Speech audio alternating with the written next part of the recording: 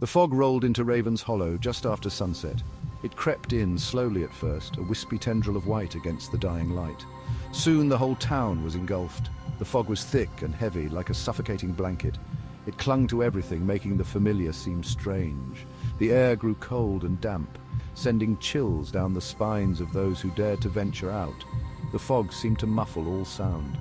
The usual nighttime noises of the town, the crickets chirping, the owls hooting, were all silenced. There was only the sound of the fog itself, a low, whispering sigh that seemed to speak of secrets and shadows. Raven's Hollow was holding its breath. It had been ever since the disappearances started. Raven's Hollow was a small town. It was the kind of place where everyone knew their neighbors and secrets were hard to keep. But the fog had a way of hiding things. It swallowed up the light and cast long, distorted shadows that danced and shifted in the gloom. The fog was a shroud concealing the town's secrets from prying eyes. There was a palpable tension in the air, a feeling of unease that settled over the town like a shroud. People went about their business with hurried steps and worried glances over their shoulders. The laughter of children, once a common sound, was now absent, replaced by a silence that was heavier than the fog itself.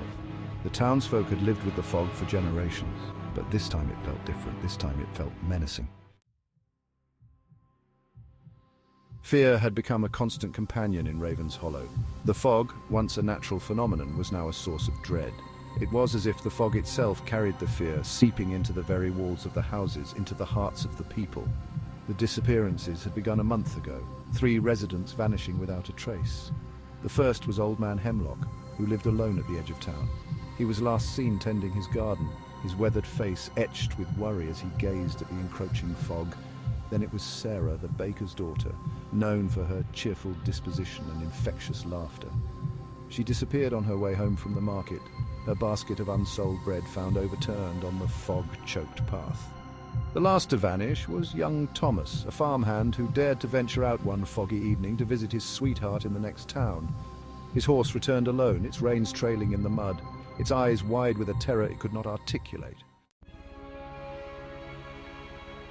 The disappearances had shaken the town to its core. The townsfolk, used to the predictable rhythm of their lives, were now plagued by uncertainty and fear.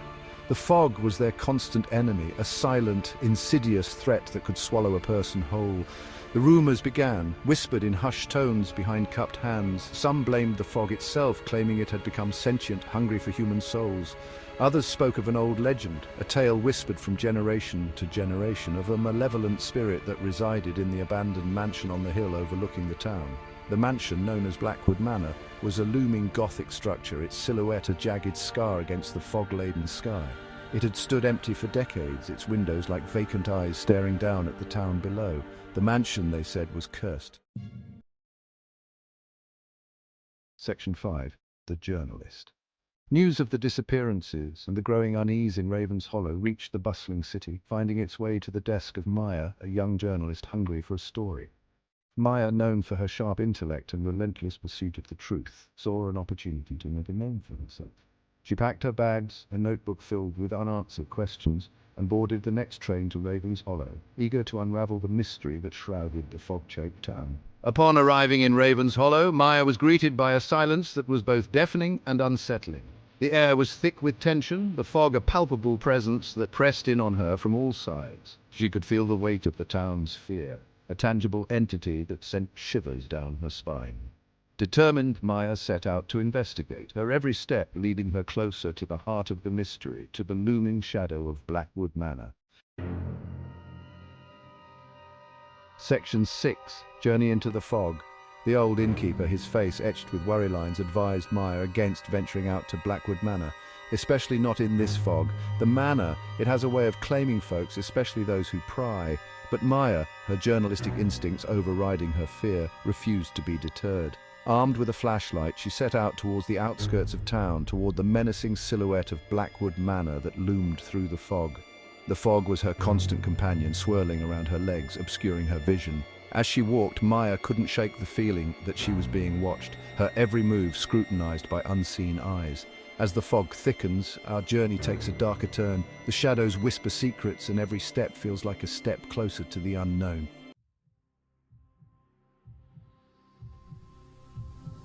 Section 7. The Whispering Shadows. The path to Blackwood Manor was a treacherous one, winding its way up the fog-shrouded hill. The trees that lined the path were gnarled and ancient, their branches reaching out like skeletal fingers, their leaves long gone, leaving them bare and menacing. The fog clung to the trees, creating grotesque shapes that danced and swayed in the dim light.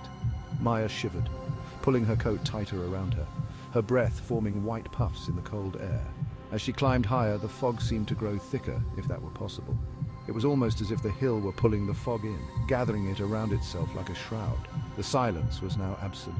The whispered taunts she had imagined earlier were gone, replaced by a silence that pressed in on Maya from all sides. A silence that seemed to hum with a strange energy. She could feel her heart pounding in her chest, a frantic rhythm against the silence. She paused for a moment, listening, but there was nothing but the fog and the silence. After what felt like an eternity, the path finally opened up, revealing a clearing at the top of the hill. And there, standing in the swirling fog like a spectre, was Blackwood Manor. It was even more imposing up close, a towering Gothic structure of dark stone that seemed to absorb the little light that managed to penetrate the fog. The windows were dark, like empty sockets, staring down at Maya with a cold, lifeless gaze. As Maya stared at the manor, she noticed something strange. A light, it was faint, a mere flicker, but it was there. It seemed to be coming from one of the windows on the top floor. A chill ran down Maya's spine. The manor was supposed to be abandoned. Who or what could be inside? Curiosity warred with fear in Maya's chest. She had come this far. She had to know the truth. Taking a deep breath, she started towards the manor, her flashlight beam cutting a shaky path through the fog. The heavy oak door creaked open with a groan, as if disturbed after decades of slumber. The smell that hit Maya was overwhelming, a musty, decaying odor mixed with something acrid and vaguely metallic. She coughed, covering her nose and mouth with her sleeve. Shining her flashlight into the darkness, Maya stepped inside, the door closing behind her with a resounding thud that echoed through the silence. The air inside the manor was heavy and still, thick with dust motes that danced in the beam of her flashlight. Cobwebs, thick as drapes, hung from every corner, and the furniture was covered in sheets that looked as if they hadn't been disturbed in decades. The silence that had pressed in on Maya outside was amplified within the mansion's walls, a suffocating silence that seemed to absorb all sound. She could hear her own heartbeat in her ears, loud and fast. As Maya cautiously made her way deeper into the mansion, she couldn't shake the feeling that she was being watched. The hair on the back of her neck prickled with a strange awareness. The shadows seemed to dance and shift in the periphery of her vision, taking on menacing shapes that vanished as soon as she turned to face them directly. The floorboards groaned under her weight, each step echoing through the silent house like a drumbeat. She reached the foot of the grand staircase, its once polished wood now dull and covered in a thick layer of dust. As she took a step onto the first stair, the flashlight flickered, sputtered and died, plunging her into absolute darkness. Panic surged through her. She fumbled in her pocket for fresh batteries, her heart pounding against her ribs.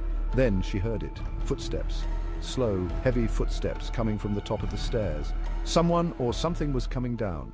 Panic seized Maya, her breath catching in her throat. She stumbled back, her hands outstretched, searching for something, anything to grab onto in the darkness. Her fingers brushed against a cold, smooth surface. A wall. She was trapped. The footsteps were getting closer, each one sending a jolt of terror through her. She could hear her own blood pounding in her ears, a frantic rhythm against the suffocating silence.